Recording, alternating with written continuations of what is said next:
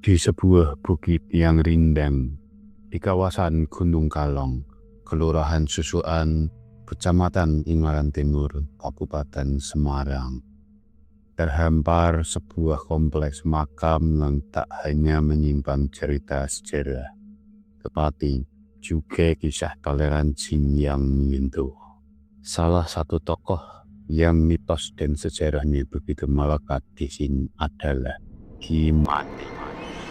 Dikatakan sebagai salah satu pengikut Ki Ageng Pandenaran yang tinggal dan menyebarkan agama Islam di kawasan ini.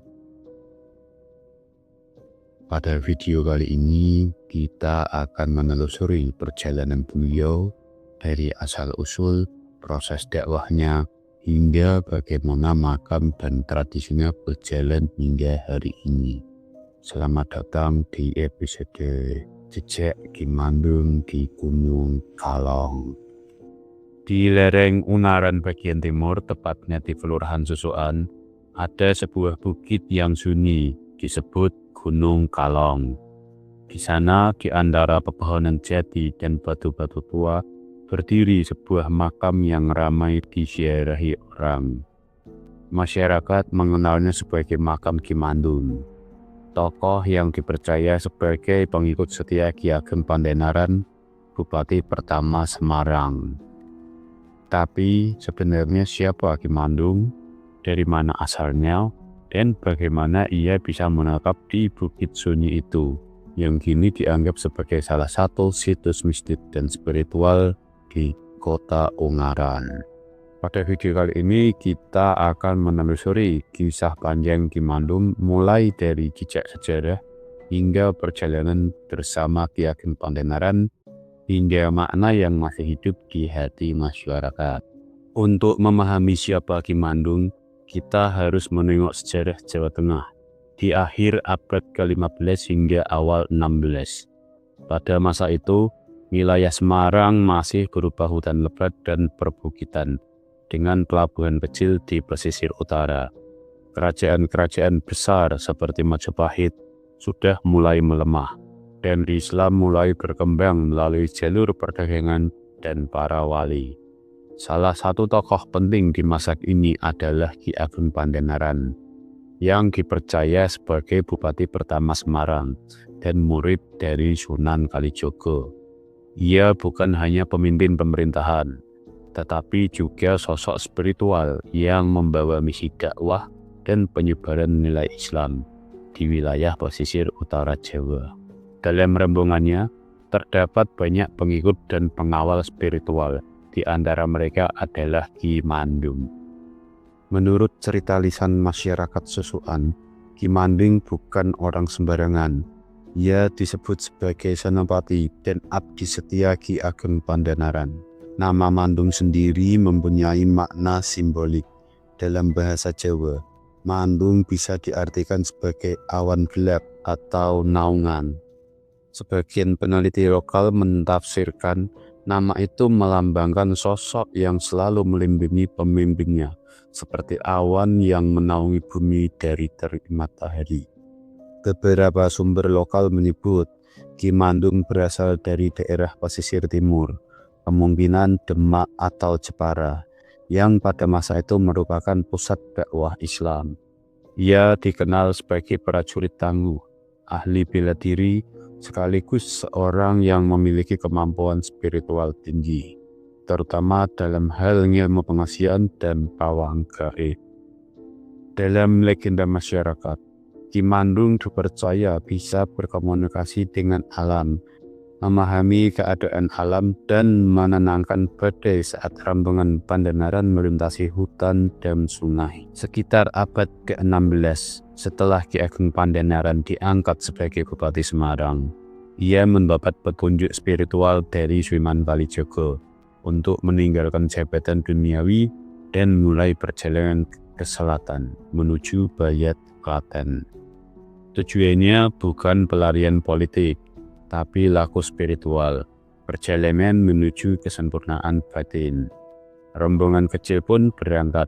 Di dalamnya ada Ki Ageng Pandenaran, beberapa abdi, dan satu pengawal setia, Ki Mandung beserta istrinya Nyai Mandung.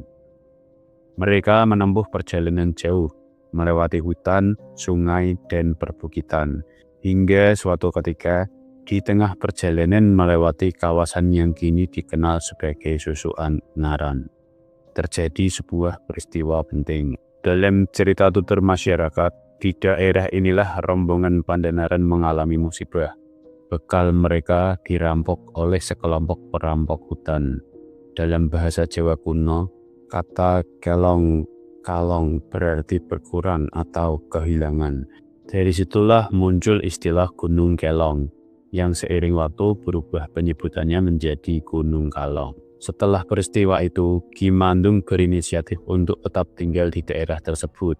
Ia merasa bahwa tanah itu memiliki energi spiritual yang kuat, dan bahwa disitulah ia dipanggil untuk melanjutkan tugasnya, menyebarkan ajaran Islam dan menjaga ketentraman masyarakat. Ki Ageng Pandanaran pun memberikan restu. Tinggallah engkau di sini, Mandung, terang daerah ini dengan ilmu dan kesabaranmu. Maka terpisahlah Ki Mandung dari rombongan utama. Pandanaran melanjutkan perjalanan ke Bayat, sementara Mandung dan istrinya menetap di lembah Susukan. Dari titik inilah kisah Gunung Kalong dan Ki Mandung berakar. Setelah menetap di kawasan Susukan, Ki Mandung mulai berbaur dengan penduduk lokal, yang kala itu masih banyak menganut kepercayaan animisme dan dinamisme. Ia tidak memaksa orang untuk masuk Islam. Sebaliknya, ia mengajarkan dengan teladan dan kelembutan. Ia menolong warga yang sakit, mengajarkan cara bercocok tanam, dan memperkenalkan konsep kebersihan serta cara untuk sholat. Tiap malam Jumat, Ki Mandung konon sering berkabah di puncak bukit, tempat yang kini menjadi kompleks makamnya.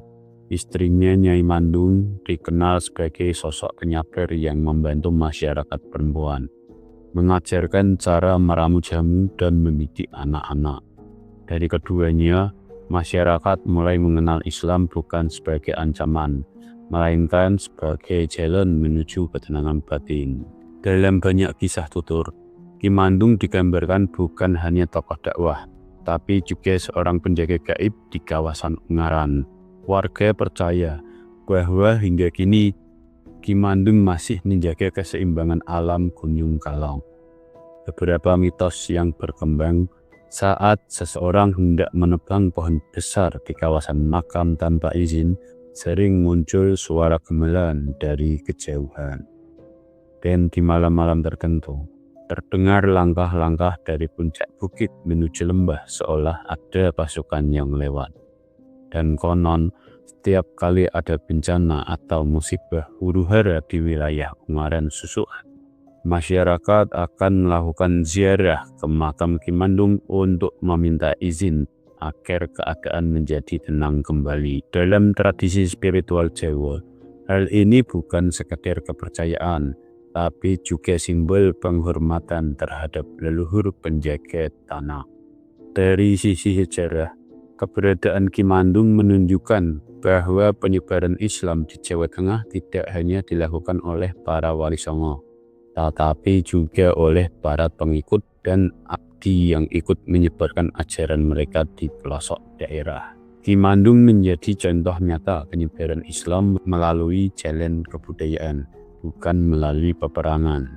Situs Gunung Kalong Ungaran sendiri kini menjadi simbol toleransi dan kerukunan.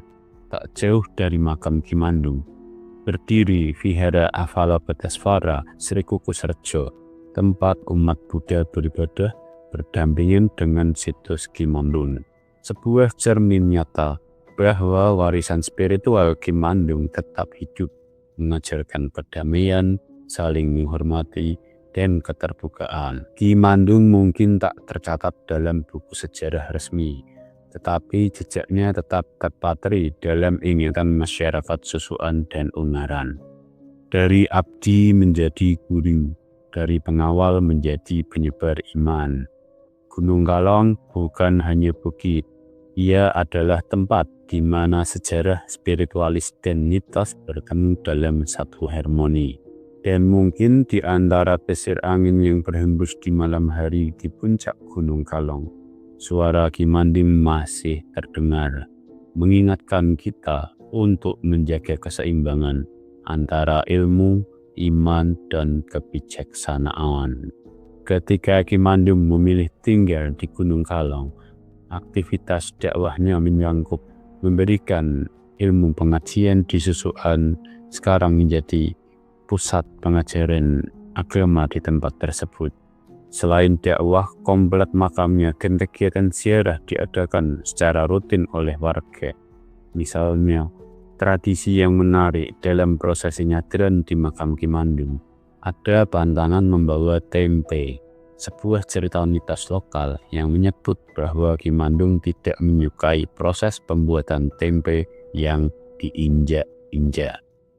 Aktivitas ziarah ini bukan hanya ritual agama, tetapi juga menjadi momen kebersamaan masyarakat untuk berkumpul, berdoa, dan membawa makanan bersama, bahkan bertukar cerita antar generasi. Salah satu aspek paling menarik dari Gunung Kalong adalah keberadaan makam Kimandung yang berdampingan dengan sebuah vihara Avalokitesvara Sri Kukuserjo, sehingga lokasi ini menjadi simbol toleransi antar umat beragama. Upacara nyadran Martedesa dilangsungkan setiap tahun di hari Jumat Wage atau Jumat Kliwon di bulan Suro. Kisahnya, komplek makam Kimandung dan vihara berada sangat dekat. Meskipun memiliki latar keagamaan yang berbeda, warga dari semua agama hidup rukun di situ. Tradisi-tradisi seperti nyadran tidak eksklusif untuk satu golongan. Banyak warga lokal termasuk yang bukan Islam yang ikut hadir sebagai bagian dari komunitas. Maka dari itu, Gunung Kalong bukan hanya situs sejarah dakwah, tapi juga panggung nyata bagi nilai kebersamaan dalam keberagaman. Mari kita kupas beberapa tradisi dan mitos yang masih hidup hingga sekarang di makam Kimandung. Nyadran atau Martedesa, sebuah acara tahunan di mana warga membawa sesaji, nasi, buah-buahan, jajanan pasar. Mereka duduk lesehan di sekitar makam dan mendoakan leluhur serta sesepuh desa. Hari pelaksanaan umumnya pada bulan Suro dalam kalender Jawa, tepatnya pada hari Jumat Wage atau Jumat Kliwon. Jumat Wage untuk Kimandung dan Jumat Kliwon untuk Nyai Mandung. Pantangannya tempe. Kisah lokal menyebut bahwa Kimandung tidak menyukai tempe karena proses pembuatannya diinjak-injak yang dianggap kurang bersih atau kurang hormat.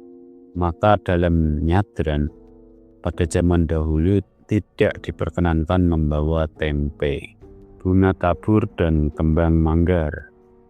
Setelah prosesi selesai, warga sering berebut bunga tabur untuk dibawa pulang karena dipercaya membawa keberkahan. Tradisi-tradisi ini tidak hanya ritual, tapi juga mencerminkan pola hubungan antara masyarakat dengan ruang keramat, sekaligus warisan budaya yang mengikat komunitas lokal.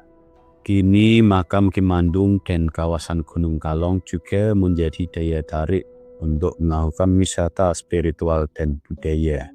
Banyak warga datang setiap tahun untuk ziarah ke makam Kimandung dan Nyai Mandung. Kawasan tersebut juga bersinergi dengan vihara, sehingga terjangkau wisatawan dari berbagai latar kepercayaan. Sebagai contoh, air suci di vihara yang terletak sangat dekat dengan makam Kimandung dipercaya memiliki khasiat untuk penyembuhan. Lokasi ini menawarkan banyak lapisan sejarah lokal, budaya dakwah, mitos, serta konteks toleransi agama yang sangat relevan. Dari sebuah bukit kecil di Susuan, Ungaran Timur, sosok Kimandung mengajarkan banyak hal, bahwa dakwah bisa tumbuh di tempat yang tak terduga, bahwa keramat bukan hanya soal mistik sendiri, tapi soal relasi manusia-manusia dengan nilai-nilai luhur, dan bahwa keberagaman bisa hidup berdampingan.